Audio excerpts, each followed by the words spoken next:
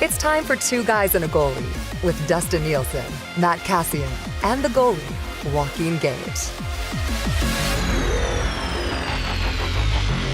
And a very good afternoon to you. Even though if you've been part of Hangout or Lock Shop, you've already heard from me. But good afternoon to you. It's been a while, but a Two Mats and a Goalie edition of Two Guys and a Goalie presented by GS Construction Live right here on Edmonton Sports Talk. Your clear choice for Edmonton Sports presented by Play Alberta. Matt Awanek, Joaquin Gage with you here in EST Studios, in his own studio. It is Matt Kassian with us here today. Lots to get to on the show as you boys, we haven't had a Two Guys and a Goalie since free agency on a Tuesday, so lots to get to on that. A lot of Oiler discussion. That's to come over the next hour. Thank you everyone for listening live on EdmontonSportsTalk.com. Tune in, iHeartRadio, Apple Music. For those watching on YouTube and listening in podcast, wherever you get your podcasts. Got a little announcement about Edmonton Sports Talk, an exciting thing that has happened that Dusty's tweeted about that I will get to a little bit later. But I will say this, as I was sitting down for a lock shop, Trev looked at me, he's like, hey, congrats. Like we got to 13,000 subscribers. And then I was about to go on Lock Shop. I was like, hey, we got to 13K. But we're at 12,999. So I didn't go on air with that. We need one more sub to get to 13K. So if you haven't hit that subscribe button on YouTube, please hit that thumbs up button. And let's get to 13,000. Gager, Cass, how we doing today? We're good. I think we're you're going to speak for him? Yeah. Cass is never bad. So it's a good proxy. Yeah. It's a calm day today. I think, you weather through the draft, free agency. Hockey is finally mostly over. I guess the last big domino to drop will be where Nikolai Ehlers wants to be able to wear shorts going to the practice rink. And we just go from there. Cass, you doing good? You good today? Yeah, I'm good today. It's busy. I mean, summer's busy for me, so I'm all over the place. But it was fun. Free agency was fun. We'll get into it, but I'm impressed at some of the restraint that maybe was shown. But overall, it was warm yesterday, a little cooler today, but we got some summer weather. Some Elks football coming back on the weekend, so we're in good shape here. We're good. I'm good. Gager was absolutely right. Sunday high of 21 for that football game. That's okay. Hopefully there's no rain. Hopefully it's all nice. good. People will then enjoy themselves at Commonwealth Stadium. What did you guys get up to on Canada today? Do anything fun? I'll let Cass go. Yeah, we were out. We were out at the cabin for most of it. So nothing crazy. We just ran around with the kids. 8 million two brides. How about that? That's that may be about it. Yeah, just two brides every 5 seconds. I flipped my middle and my nephew, which was intentional, but they were because I never flipped them before, and they're like, "Yeah, we want the toughest, the superest, crazy, most intense, crazy nuts psycho ride." And I was like, "All right, you mean that means I'm going to flip you?" And they're like, "You're not going to flip us." And I was like, "All right," and I flipped them, and they loved it and were terrified at the same time. So it was a lot of fun. I got married on Canada Day, so I wouldn't forget ever. So it was my anniversary. So the wife and I just, now that my kids are basically fully self-sufficient, like they both can drive, so there's lots of freedom. We just said, see you later. And we went out for the day. Hit a couple patios. Nice. Took the dog to the Terwilliger Dog Park. It's huge. Went in the water. Then hit the new F1 movie. How was it? Awesome. Yeah? Did you see it in 4D? No. Okay. No. It's exactly what I thought it would be. I didn't have any huge expectations, but it was a good little sports movie, right? And I liked it because there were a few scenes where I was like, okay, I know exactly what that means. I know what that means. And I can see they glamorize it in certain areas, which why not? But it was good to be able to go to a movie with my wife that I wanted to see, and she kept commenting how good Brad Pitt looks for a 61-year-old. So, did she like the movie beyond Brad Pitt? Yeah, she did. Yeah, yeah. Kaz, you planning to go see this movie? I'll probably wait for that one. Like I feel like it would be a good one. And I apologize. I'm trying to fix. I don't know what's going on with my lighting here. That's all good. So I'm all dark. So we'll figure that out. So if you see me wiggling around, I'm trying to fix it. I probably won't because my wife is not going to want to go watch it. So she is yet to jump on the F1 train. So I don't know. I wouldn't mind because I feel like that'd be a good one, Gage. And maybe you can it's a good one to see in the theater, with the engines and the noise and the. Yeah, I don't think it would be as enjoyable for the casual person if it wasn't in the theater with the big sounds and things, right? Well, I'm just looking. I want to do that Ultra AVX for this one. So I feel like the chair moves, that extra sound. 7:30 tonight, boys. It's pretty open. That's this is one of those movies I feel like in the theater might make it just a little bit, the experience a little bit better. I don't like the moving seats. I don't like them. Lost them completely there. Oh. I don't like the seats. I'm still here. I know you're still there, but visually we have you're just gone. You don't like those rocking seats? No, I tried them a few times. I can't remember. And I thought, oh, this is going to be great. And all it did was like someone kicking me in the back of the seat for the whole movie. So I had to tone it down, and I ended up just turning it off. I have a question for you about your anniversary. Because Guy Flaming's wife's birthday is on Canada Day. Okay. And we had him on the Monday, and he used this on us. And I wonder if you ever pulled this off. If somebody, what are you doing for your wife? Do you ever pull out, I'm getting her a bunch of fireworks? Yeah, I try to time that with our relations later. Never works. Well, you don't claim that those fireworks are because of you for the anniversary? I've always done that. You've always done that? Okay. It would be, I tried to. There too. Yeah. It's hard to time it that way. PG show. I know. This is PG. No one's going to get that joke, are they? No one. Don't worry. We went through relationship advice a little bit on the Hangout today. Oh, I heard that. Ooh. Was Tommy giving advice? I didn't get to watch. No. Tommy needed advice a little bit. We had Quinn Phillips and one of her co-hosts on the Bits podcast, Paulina Denham, in, and Tom had done something yesterday. And he mentioned it on the show to start. So I was like, well, we've got two women here. Would you like their help? And he was like, yes, but then no. And then he let it loose. And then Quinn, being Quinn, was pretty upfront about it. So Tom texted his ex yesterday saying, I wish you were here with me right now.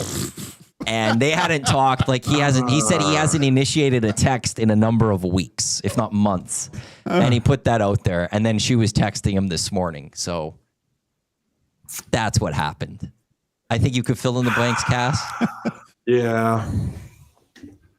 That's a tough one. Tommy. Yep. That's a tough one. Let's like mixed signals. Let's put it this way: if Tommy was on the runway trying to land planes, they'd all crash with that signal. Yeah. Yep. Clean breaks, Tommy. Clean breaks. Clean breaks. Yeah. We'll just leave that one there now. Let's get into free agency. Gager, I'll start with you here. Actually, no, I'm going to start with Cass because you were on yesterday. Cass, you said just a little bit ago that you were surprised by the restraint and stuff. Yeah. Just overall, take us through your thought process of what you saw the Edmonton Oilers do, and are you with that? Do I take it that you're actually kind of okay with what happened on July 1st? Yeah, I'm kind of okay with it. Dare I say, very okay with it. If we look at the last couple of years, teams that spent big at free agency, it didn't help them a ton. Typically, it really didn't. Like they weren't teams that all of a sudden were almost contenders and then became big contenders. Like the teams that spent the most money on the biggest names. I don't see the need to rush out and just overpay everybody, which is oftentimes what happens at free agency. Now, what I like from the Edmonton Oilers is you accomplish some things. You were able to, and some of this prior to, I get the deadline, but you were able to move Evander Kane's contract. You were able to move Arvidsson's contract, and you made a couple of depth moves that were fairly cost effective. And we'll talk about the Mangiapane signing, but it's not like a massive expensive signing for a guy. You're not locking in a guy at 7-8 years. And the reality is some of the players that we would have loved to have been here. I mean, I would have loved Provorov to sign here, sign with his old team. Brock Besser signed with the Vancouver Canucks. Like there wasn't a lot out there that really, to me, met the needs of the Edmonton Oilers. And no, there's no goalies out there that did meet the needs of the Edmonton Oilers because they weren't and shouldn't have been looking for a goaltender. So I just kind of go, there was, I think, some restraint. If this team, and this is my thought process even heading into free agency for Edmonton, was this team is going to get better via trade. You're going to get better via trade, not at free agency. Like that's going to be the big thing for me. And I like some of the moves that they have made so far to free up some cap space. So, you could look at Corey Perry. You weren't going to pay him that much on a 1-year deal. Like that still was too much for Corey Perry because you don't know at his age.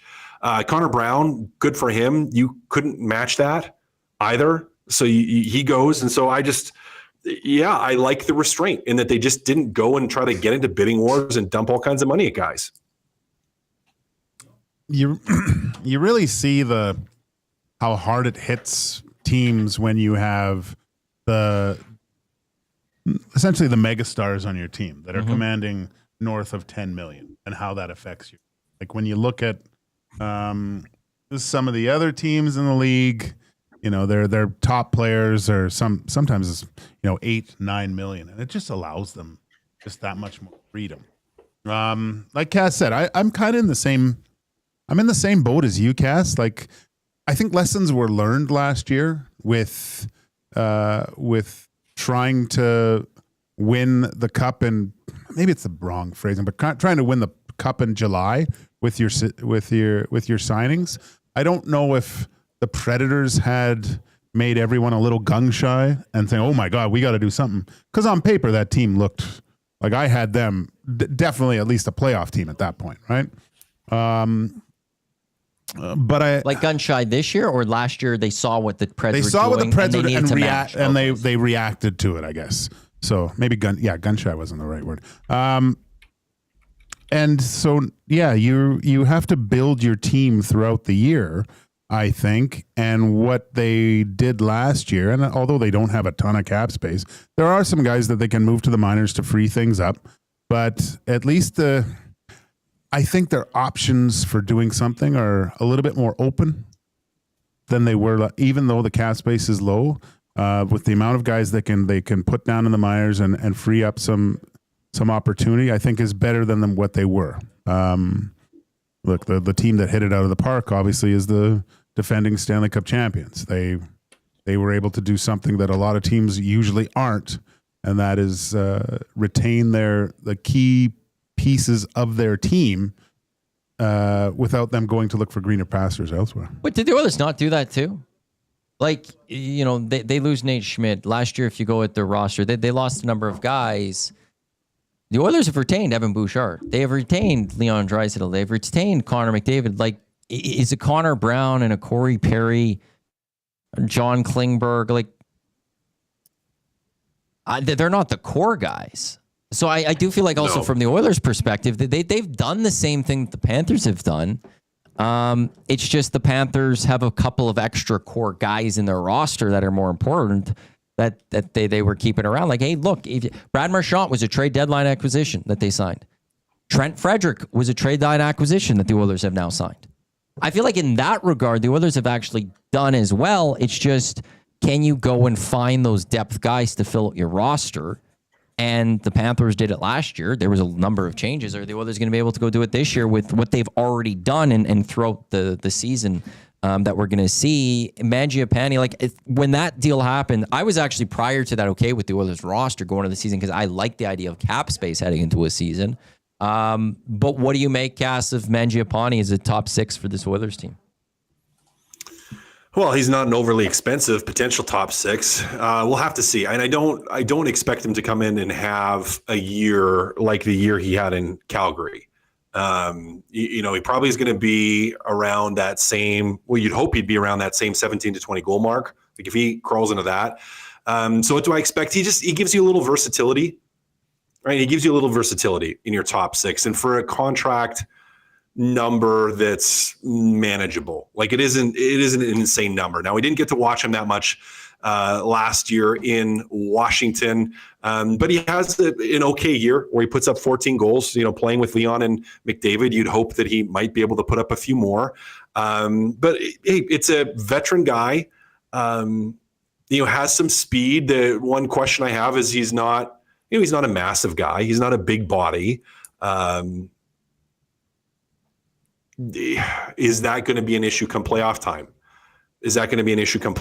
Because, I guess we saw him this year with Washington, but prior to that, haven't seen him for a number of years in the playoffs. And I don't know. I don't know what kind of player he's going to be come playoff time, but it's a solid pickup. I think it gives you options because you could, would you guys be upset if for 3.6, if he ends up being a guy that's on your third line?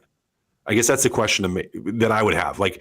Are you upset if Andrew Mangiapane plays on your third line for his current contract value? Does that bother you?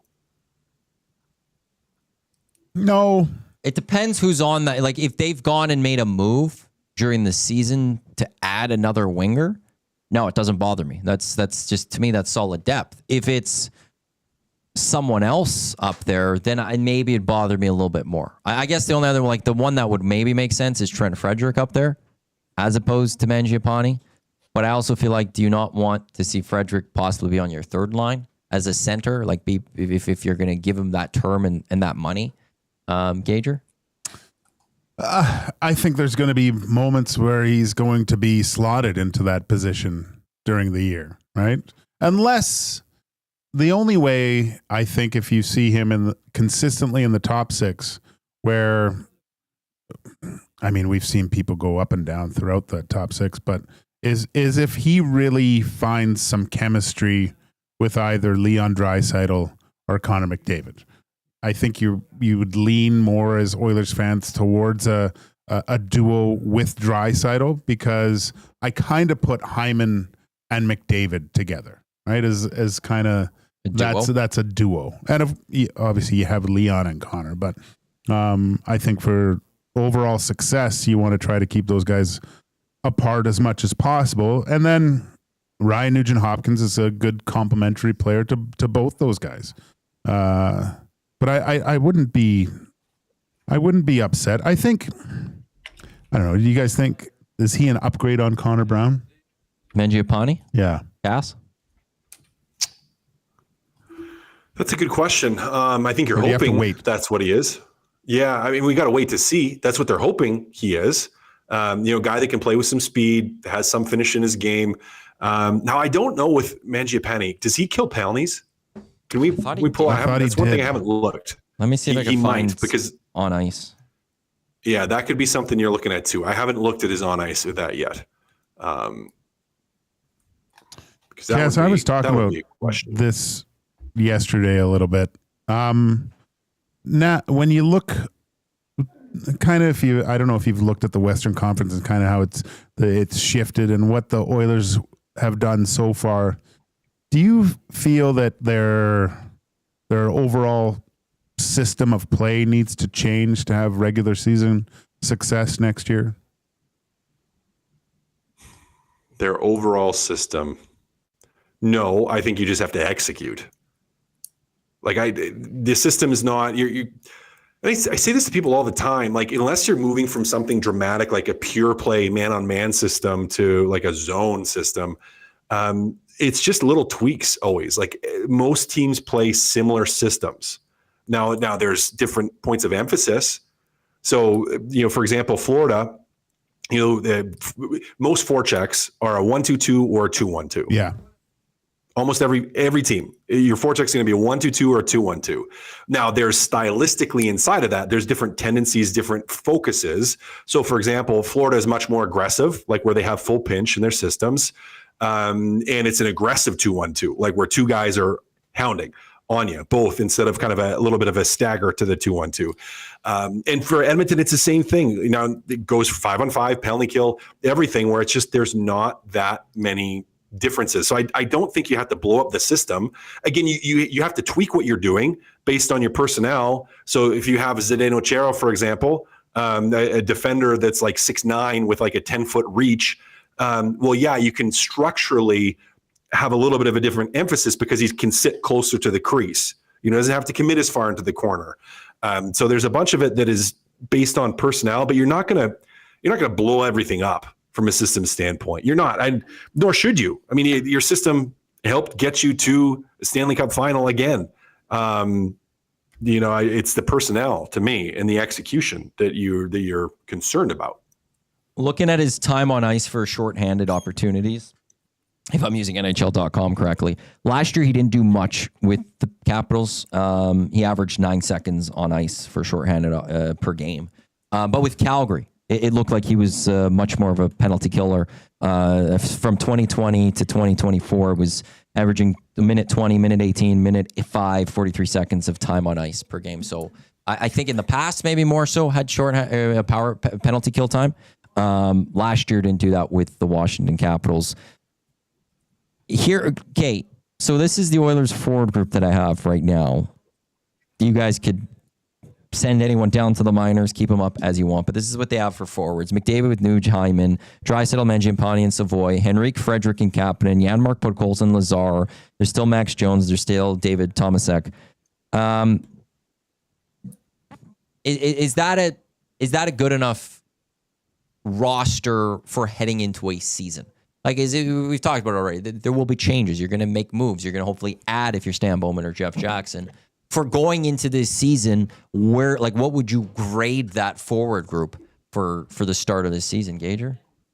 I don't think you can go lower than a B just because of Connor and Leon and where they are at in their careers. You have Hyman, Nugent Hopkins, yeah. You've heard GM Stan Bowman say this year that there's been a particular focus to go in-house with some of the positions that are available this year.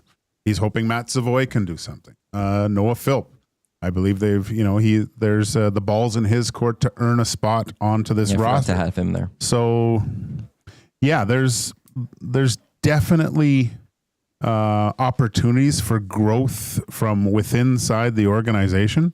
It's just a matter of, can these guys, grab the brass ring, so to speak, and kind of run with it. And that would be, a huge benefit to the Edmonton Oilers, having guys on entry-level deals making a difference on their team, especially this year. Because then the next year, cap goes up. I think the Oilers will be in a much better position, I think, next year, cap-wise, than they are. Even with Connor coming up with his deal, I think they'll be in a good spot to be able to bolster at least their regular season lineup. Cass, where would you grade this group right now? Yeah, I'm probably going B. I still, like, when I look at that, I still go, there's still questions in your top six that may get answered, and they may get answered internally. So I'm going to B heading into it, and that's McDavid and Draisaitl. You can't, as Gager, as you said, you can't go below that. You can't.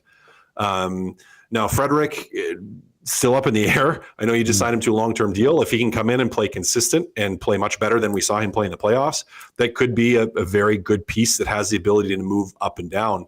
I'm not set on Podkolzin, wanting him to be in that top six. Ideally, he's a guy that is a depth player for you.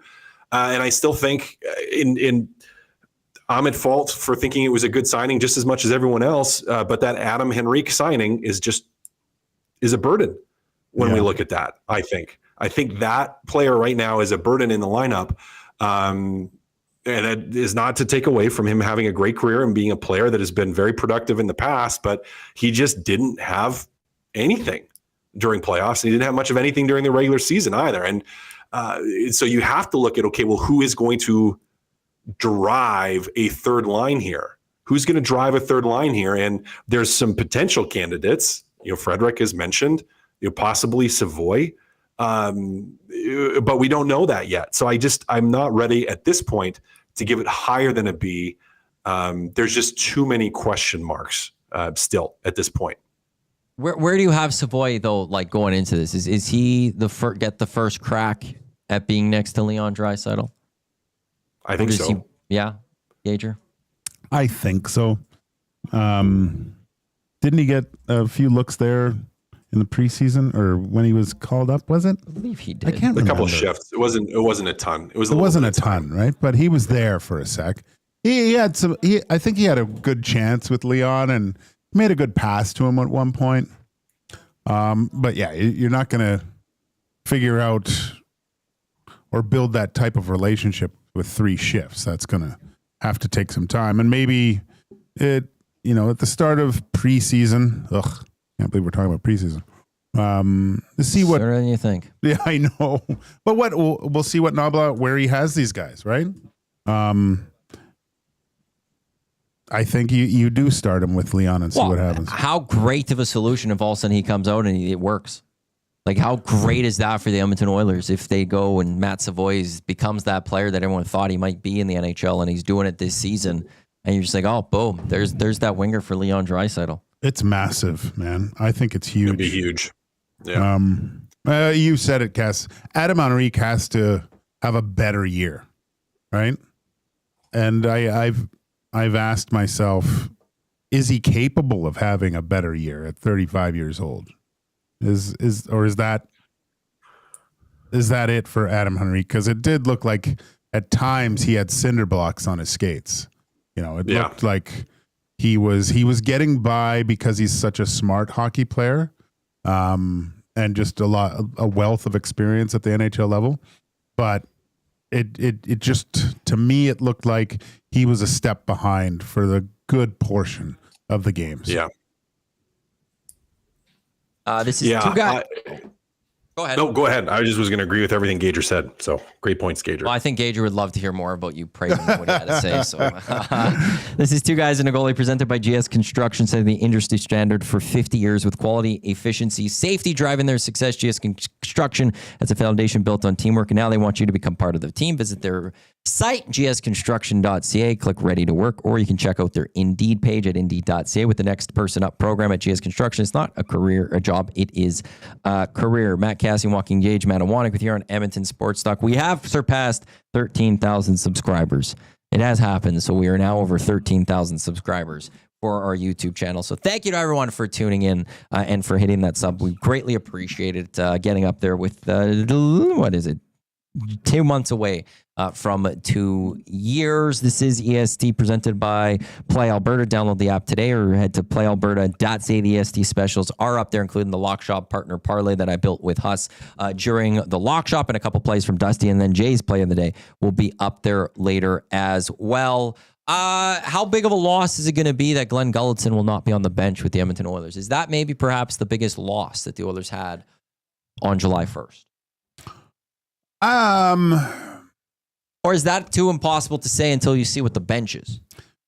I think it's good to shake things up at times. That group has been together for a long time. Gulutzan's survived a lot of coaches over the last bit. Maybe a fresh, and we did see some.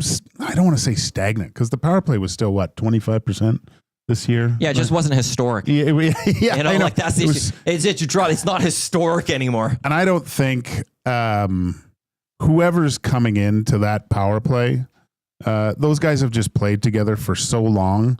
It's not a full engine rebuild, right? You're tightening the screws here or there. You're not even really replacing any parts, right? It's self-sufficient. It has to be better, but more importantly, the penalty kill is what needs to hit the ground running this year. Cass, the loss of Gulutzan, big one. You're muted, I think. We can't hear you. Yeah, if you have a coach, that the players like, that your power play likes, that the players get along with, like anytime, especially your big guns, your big guys. And we know they like Gulutzan, got along with them great. It can be a loss. However, sometimes a little bit of fresh blood, a little bit of a new look, a little bit of a different voice can be beneficial, especially after you have fallen short of the final mark the past 2 seasons in a row. I don't think it's necessarily a horrible thing. Like, could it be a loss? Yes, it could be. But you can't tell me that Gulutzan is the reason that the power play was any good. right? Like he's not, and he's just going to kind of tweak things. He's going to offer suggestions to those guys, but he's not the guy that's pulling the major levers there. Let's be real. McDavid and Draisaitl are the guys that are pulling the levers on the power play. They're the guys that are pulling they're driving the systems that they're using. The coach is going to have some input, but at the end of the day, it's those big guns that are calling the shots. So is it a loss? Yeah, it is, but I don't know. I don't think it impacts you that much. I just don't think it does. Yeah, no, Leon and Connor, I'm sure if they're not at agreement or something and they're the boards going over something, whatever was said there probably changes by the time they get to the face-off, right? And goes, okay, yeah, well, you listen to him, but we're doing this. We'll change to this. And how do you tell them not to do something like that? Goaltending. It seems like it's like, unless we're getting shocked, it will be Skinner and Pickard. I look at that and go, one, from that cap perspective, it does, if you're, it's hard to have made a move because of the combined salary that Skinner and Pickard are, just put you in a nice cap perspective. Also, there just the options weren't there and the Oilers weren't able to hit it out. How comfortable are you guys with the goaltending going into next year as is? And how much would things change if, like, there's a lot of reports Dustin Schwartz would be back? Is that a good enough change to try to get something, it's some improvement when it comes to goaltending next year, if this is what it is going into the season? Because look, there's still 2 months left. Who knows what happens? I go back to what Cass said first. He likes the keeping your powder dry. There wasn't a lateral move. If you're going to do anything, it has to make sense and it has to improve the overall position. And that wasn't available come July 1st. Still isn't available. So I think it's fine to start the season with what you have. Look, they've gotten to the dance 2 years in a row. Have they been able to get over the hump? No, but it is a goaltending tandem with a wealth of experience. You only have essentially 3% of it counting against your cap. I don't think you can get. There's not another tandem that has as much playoff experience really as these two guys have over the last few years. I don't mind it. If the opportunity arises to improve your goaltending, maybe you take a swing. But you also have to consider, with Calvin Pickard, he's played in high pressure situations where, how many other teams in the league can say if their number one guy went down, their second guy went in, they felt comfortable with him. Everyone feels, some people are more comfortable with Pickard than Skinner. But I think that Stuart Skinner did have an off year last year. Like we've talked about the consistency. There's a lot of work to do still. It's only his third year, but I believe he can bounce back this year and get to that all-star level that he's capable of. Yeah, I think he has a bounce back year. There were moments he wasn't great last year. You could look at a lot of different reasons for that. I'm comfortable with the tandem going in, and it doesn't shock nor surprise me. As Maddie, you said right away, you have him at a good number in terms of what it's costing you. And you have other heavy hitters in terms of cap percentage that are eating up a major percentage of cap. Like it or love it, Darnell Nurse's money, you could say the ability to pay him and overpay him is because of not having a major cap hit on both of your goaltenders. Same thing to say, hey, being able to actually sign Evan Bouchard and eventually here sign Connor McDavid, not having heavy cap tied up in goaltenders is a big part of that. Now, most people, or a lot of people, aren't happy and that they blame everything on the goaltending because they have to have something to blame, or they blame it on the goaltending coach because, again, they have to have something to blame. And I don't buy that it's the coaching. And I don't buy that you're going to have a goaltending switch. You're not going to. I'm comfortable with it. I'm happy with it. There's a lot of people that aren't. They're going to have to find some way to emotionally get there because it ain't going to change barring something completely unforeseen happening. And with that, I'm just going to do quickly number crunchers for Play Alberta. Download the app today. Head to playalberta.ca. Click on EST specials. As I mentioned a little bit earlier, we do got some plays that are already up there. The Lock Shop Partner Parlay, Bombers minus 5.5. Ticats, Elks to win plus 573. Dusty's play of the day, Wheatfall 65 plus receiving yards for the Bombers tonight. Jalen Philpott 54 plus receiving yards for the Stamps. That's plus 261. And just when I look at Puckpedia, if you send down Max Jones, if you send down Thomasek, what I have for the roster: McDavid, Nuge, Hyman, Draisaitl, Mangiapane, Savoy, Henrique, Frederick, Kapanen, Janmark, Budkolzin, Lazar, and Philp right now, just to fill out a 13. And then Ekholm, Bouchard, Nurse, Kulak, Wallman, Emberson, Stetcher, Stickinner, and Pickard. That gives the Oilers $1.5 million in projected cap space. If you want to just send one more guy down, if you want to play a little bit lower, if you do send down Noah Philp as well, run 12 forwards, unless you need someone to call up and only have one defenseman, that puts you at $2.32 million. So that's kind of where the Edmonton Oilers somewhat are projected, I would say, right now going into this upcoming season. But as it is only July 3rd, so lots to happen. We didn't see the offer sheets last year. The Oilers made some trades last year, so who knows what Stan Bowman and Jeff Jackson will be able to accomplish as we move forward through the next couple of months. Okay, let's get to Hired or Fired, which is brought to you by GS Construction. Once I switch this thing over, what's going on here? Why isn't that one coming over? Why is Play Alberta staying up there? Uh-oh. I think I screwed something. Well, I don't know if he's going to be able to fix this. He'll fix it. I don't know if that... Start hitting buttons. I'm clicking buttons, and it's just like everything that's supposed... There it is. Got it. I'm good. We're good. We did it. Thanks for rushing over. Yeah, You guys, good job, really stepping up and coming on over. Hired or Fired brought to you by GS Construction. Hiring now, become part of their great team. Go to gsconstruction.ca or their page on indeed.ca. For the past 50 years, foundation of GS Construction has been built on efficiency, quality, safety. Take your career to the next level. Join the team, GS Construction. Hired or Fired, Mitch Marner. He'll be a better Vegas Golden Knight than he was a Toronto Maple Leaf. Hired or Fired? Gager. Hire it. He'll be able to walk around without anyone knowing who he is. Not as much under the microscope. And a counted on player, but he's not the big dog on that team. Not that he was, I think it was number 2. Is he number 2? In Toronto, he was number 2. In Toronto. It was Matthews, it was Marner. So now you have Stone, you have Eichel, Petrangelo's out of the picture. Would you throw Hurdle or Theodore? Hurdle, Theodore. Yeah, and it's Vegas, right? Like, I think there'll be a completely different thing, but nothing tells me he's not going to have regular season success in the playoffs or with Vegas. Cass, you hiring or firing it? This is tough for me because it's like he's already had a ton of success. I mean, he had a 100-point season.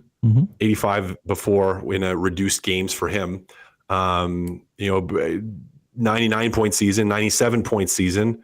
And we go to COVID shortened season where he was on pace for a 100-point season. Like it's not like he hasn't had success as a player. He's had a lot of it. He's been fantastic in terms of his offensive output. And so I kind of go, okay, if I'm thinking of, okay, he's going to have a bigger success in Vegas than he did in Toronto. Like, what am I putting the bar at? Like, what would count as that? Is that them just winning as a team in the playoffs? Like, or am I looking at individual accolades? And if I'm looking at individual accolades, okay, does he get to 110 points, 115 points? Certainly he's capable of doing it, but I gotta fire it. I think he has the same level of success. It's the same, which is still fantastic because he's a superstar player. So I don't think it's like he has more success. From an individual standpoint, I think he has the same level, which is a 100-point player, which you're not complaining about if you're the Vegas Golden Knights. Ken Hall and the LA Kings had a rough July 1st. Hired or fired it? Go ahead, Cass. Cass, then? I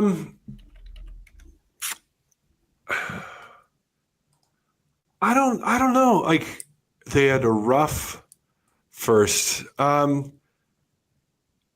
Yeah. In the end, did they make themselves better overall? Did they make themselves better overall?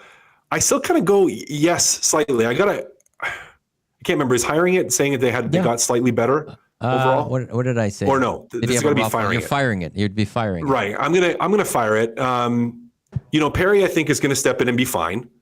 He's going to step in and be fine. More money than I'd want to pay him or potentially pay him with the Edmonton Oilers. I like the Armia signing for him. The Cody Ceci, I mean, hey, you probably paid him more than he was worth. I'm happy for him, so I'm not going to complain about that. And I know there's people that just they shred CC, and I am biased. I will always be biased, but I think that's going to be a fine signing. When we look at defensively, the structure of their team, I think they'll be okay. So yeah, I'm going to fire it. I don't think it was horrible. You have a goalie that you brought in as well, but to me, the primary thing that you did here was you added some depth for the LA Kings, and you replaced depth players. So I think that's fine. Maybe a little bit too much money for Perry. I'm not giving them an A+ in terms of a grade, but I'm not failing them, certainly. Yeah, I'll fire too. I mean, if you really look at it, all this means is they're going to go to the Stanley Cup Finals and lose. Exactly. So That's an improvement. That's an improvement. Perry. Yeah. You imagine. Oh. Yeah. Well, it's the question for me is what could they do if it wasn't for the Edmonton Oilers? Like how far do they go? You look at the West this year; they challenged the Oilers better than anyone else. Yeah, and they played on the Golden Knights. The Stars. Yeah, if they manage to get past the Oilers, are they the ones that played the Florida Panthers in the finals? I don't think it's crazy to think that they are. Yeah, I think they could get past the Golden Knights. I don't know about the Stars. There was a thing where going into the playoffs, somebody put season series. Who won the season series and that's how they predicted, and it was the Kings going to the Cup final. It was because they were relatively good against a lot of those West teams. So they challenged the Oilers the best, and one thing that they did have, they could be physical. I think that was one of the things the Oilers had against the Golden Knights and the Stars as well. But then also, I don't know if they could have stopped if they got past the Oilers. I don't know if they could also then get past the firepower that the Stars have at that once they get there. Yeah, it's going to be tricky. Yeah. The West is going to be tough. Vegas, I think, got tougher in some ways with adding Marner, but less tough because Pietrangelo. Yeah. Is that a wash, there. So it kind of strikes me as a wash. Is like you're not as good on D, but you're better on forward. Right? You have more offensive output, but a little bit less of the defensive stability. But the West is going to be wild. Yeah. Got to get that one last one in before the CBA switches.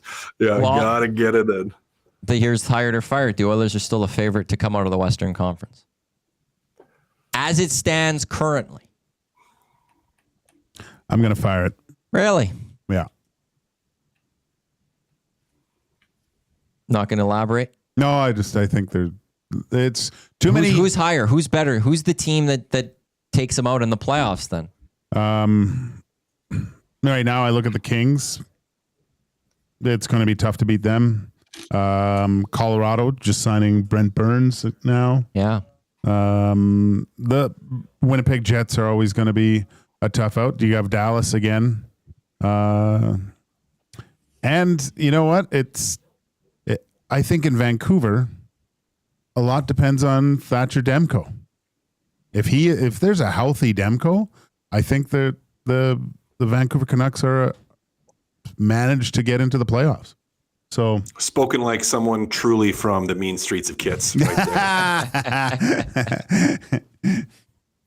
there. I don't. No, Vancouver's no. Oilers. No, I'm going to hire it. I think they're still the favorite. I don't think the Canucks. I'm going to hire it. The Canucks. No, they're not the favorite. They might fight for a wild card spot, but I think they're still going to be a mess internally. I think emotionally they're just not going to be there.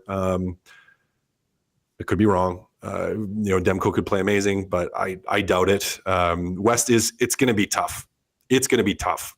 Winnipeg probably takes a step back. As you say that, Colorado's. I'm just going to go. Aiden O'Neill says Kevin Weeks just tweeted that there's a good chance Ehlers signs with Canes today. So looking more like we all expected. Ehlers leaving Winnipeg. Yeah. So Winnipeg's going to take a step back. Now, did you say Kings or Canes? It was Canes, correct? Canes, yeah, or Hurricanes. Yeah. Ehlers to the Hurricanes. Yeah, they're going to be freaking good too.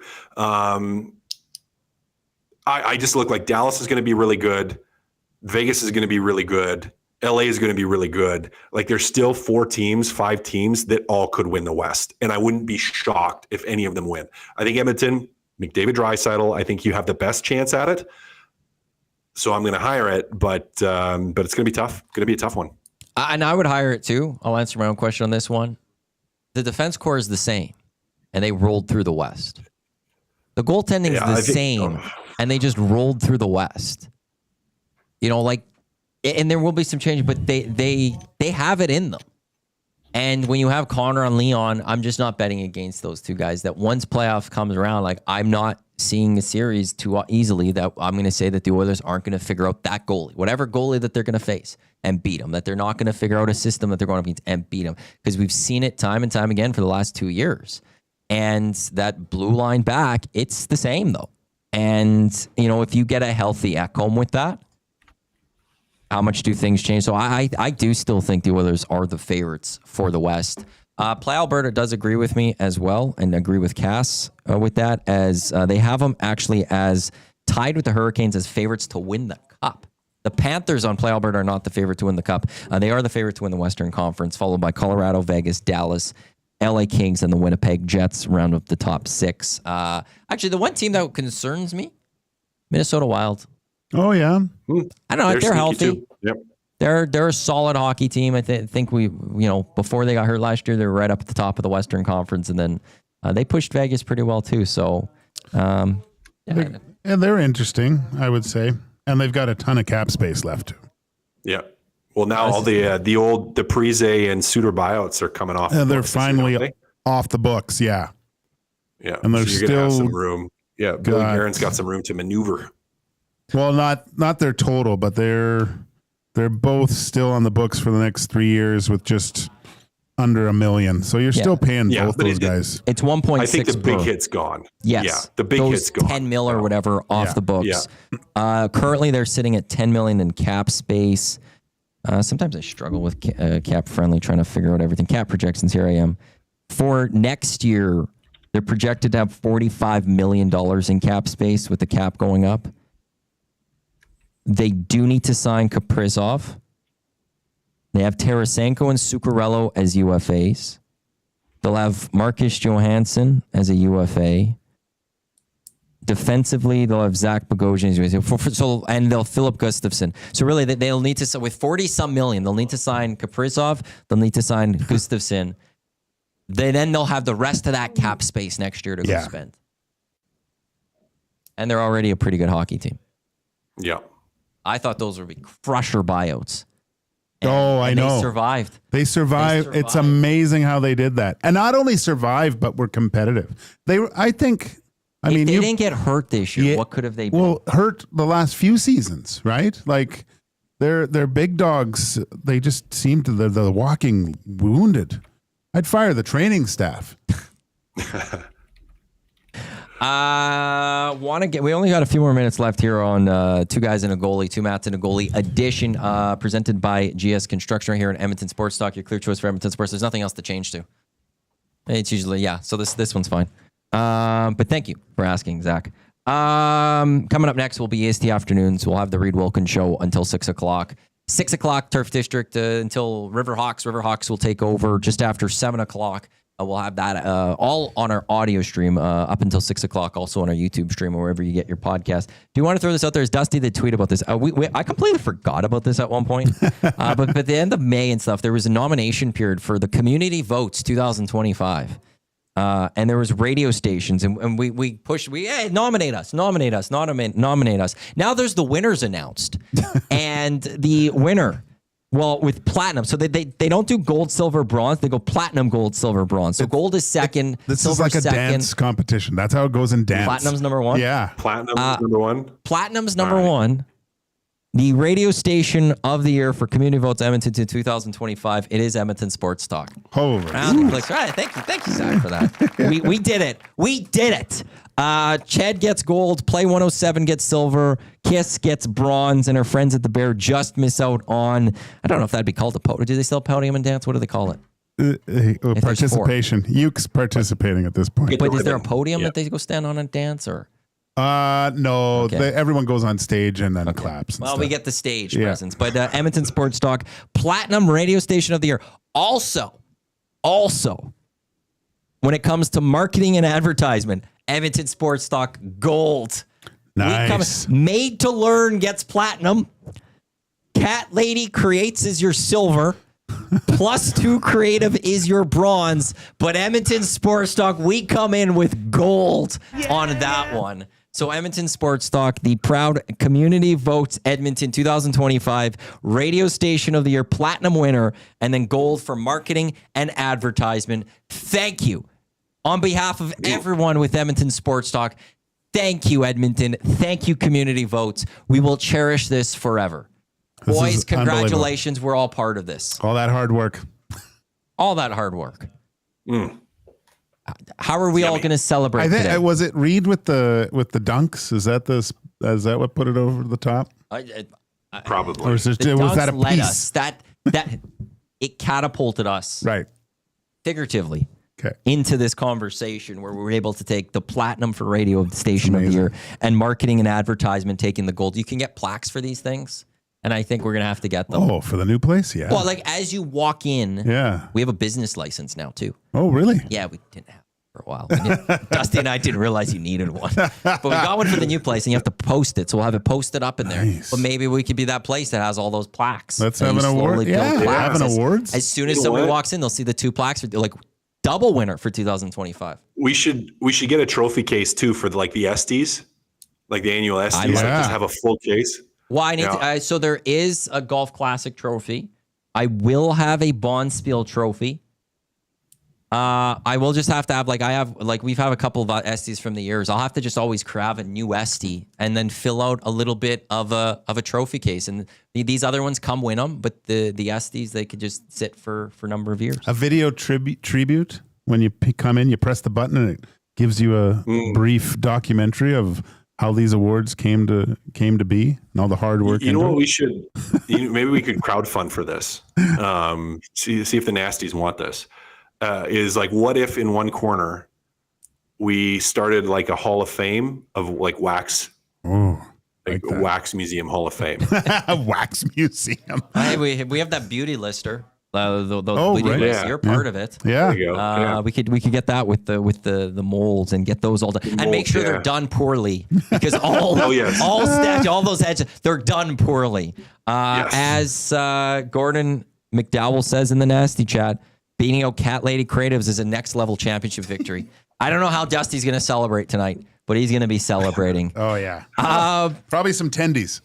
What's coming up? Okay, actually, do you know? Does he eat rice? I don't think so. Because we were asking, and Paulina in the Hangout today said like he'd be good on the Survivor because there's just rice there, and I'm like, I don't think he even eats rice. I don't think he eats rice. Yeah. Yeah, okay. He'd be No. terrible. What's coming up on EST afternoons? Obviously, just touch on the last bit of free agency here. Some Elks, F1, got Silverstone coming up. Hernan's all over NASCAR too, so we're going to talk about that. 140 Red Light District, 2 o'clock inside the numbers for Play Alberta. 2:20, Tim Harani's actually at Silverstone, so we're going to have him on live from beyond the pond. And Arkell Smith, Elks wide receiver, at 2:40. Excellent. I thought Zach was going to handle the end of this. I got to figure out what I have to click now. I have no idea what I have to click. It's been a while since I did 2 guys. There's an extra, wasn't there? I think so. I think I'm on the right one. No, that's Oil Stream. I'm just going to Start click hitting this and buttons. see what happens. There we go. Start hitting buttons. Cass, it was good talking with you. Good talking with you too. Gager, have fun with EST Afternoons. This Thanks. is 2 Guys and a Goalie presented by GS Construction live right here in Edmonton Sports Talk, your clear choice for Edmonton Sports. EST Afternoons coming up next, followed by the Reed Wilkins Show. Thanks for tuning in to 2 Guys on behalf of Cass, Gager, I'm Matt. Enjoy the rest of your Thursday. Don't go anywhere. Hernan, Gager, coming up right away.